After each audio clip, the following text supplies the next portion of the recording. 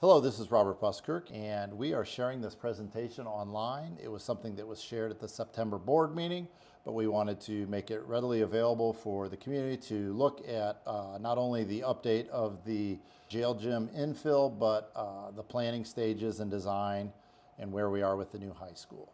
So I want to start by just sharing some updates with the former junior high gymnasium, which is referred to as the jail gym. These are pictures from the old structure and what it looked like.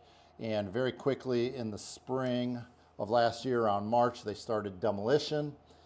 It went very quickly, removing all of the structures in the locker room and the gym floor and getting ready for adding the classrooms in that space. Construction began shortly after that in the spring, and it started going very quickly. The gymnasium was originally designed to be turned into these 8 classrooms, and so as they went through the process, there were footers underneath the floor, which made the process go even a little bit smoother. I have some pictures here of what it's starting to shape up to be, but I want to refer everyone to a video that was posted here recently on social media with myself and Mr. Stanger, the junior high principal. It goes into a lot more detail about what the space looks like and what it's going to be used for moving forward. It's something we're very excited about. It's going to give us a lot more room as we wait for the new high school, and then it'll give us additional room to grow as we move forward with the new high school.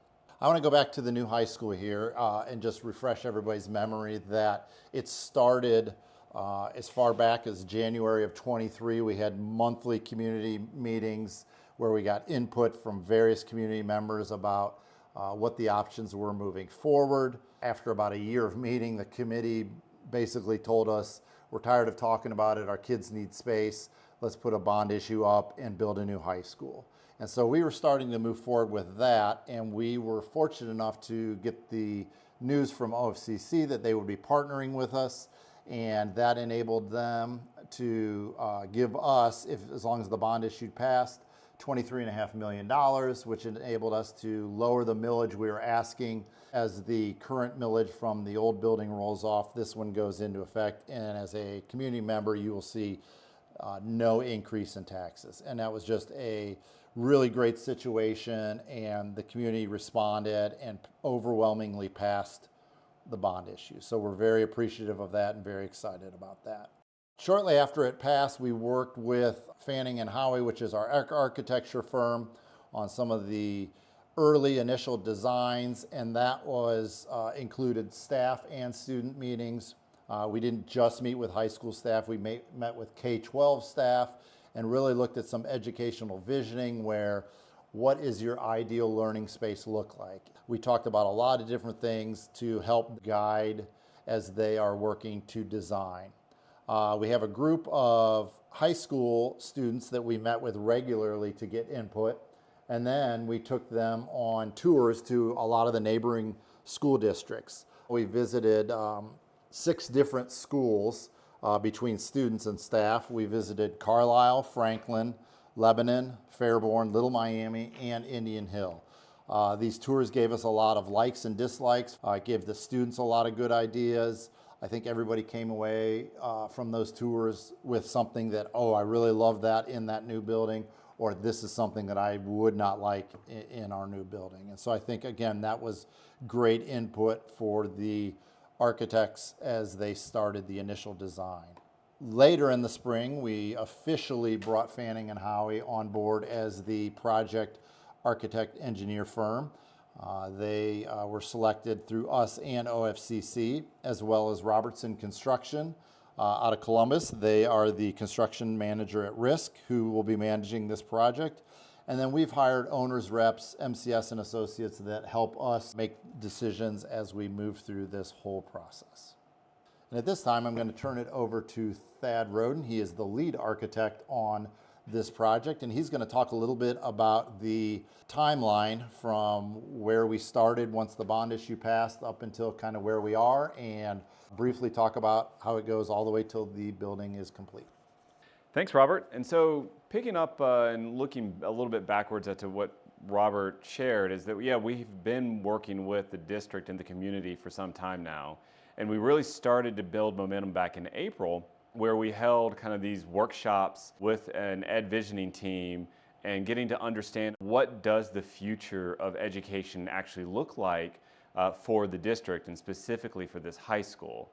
And so we talked a lot about guiding principles and those design implications that are going to help us set a solid foundation as we move through the design process. And we worked together as a team to really honestly listen a lot and understand, the language that we would be using to describe this school. And so we worked through April all the way to June before summer released to understand what needs to go into this building and what are the absolute top priorities and what are other ideas that we want to make sure that we keep in focus as we move forward. And as we look forward, we've been working in summer through different design concepts with the district and with teams to understand what's possible. And then ultimately, looking to the future and for the rest of the year, we'll be working with Robertson, the district, and OFCC to better develop the design based off of these guiding principles and these design implications to make sure we are now aligning budget and scope and those district needs. And so these things all come together to ultimately lead us towards starting construction May 2026, and then we ultimately have that summer on in construction.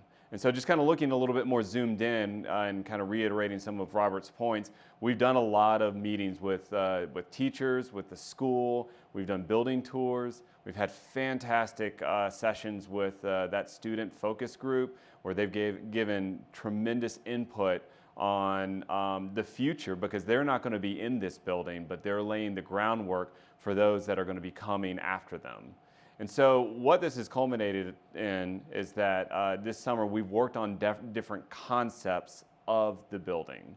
And so looking at where we are today, we've tested different areas, where could it be located on campus, and ultimately what we've landed on is a building that is going to be going to this existing field that's just south of the baseball field and just east of the existing building. What we really wanted to prioritize is a connection to the existing school, but also creating a safe and secure environment for the schools to work together. So what you actually see here is a building that's kind of pushed a little bit to the east, allowing for us to kind of create a quad between the existing building and the new high school, allowing for parking to kind of exist as its front entrance to the school, and then reimagining that bus loop to better serve both schools and allowing for students and staff to safely be able to walk between the schools. Another thing is, if you've ever gone out on this site, you'll understand it looks flat, but it's not flat. And so walking that site, you understand, being able to put the building in a way that we're not getting too much into those kind of sloped areas while recognizing we have to be able to get around the building and serve all parts of the building. That's one of those kind of design challenges that our team has been working through.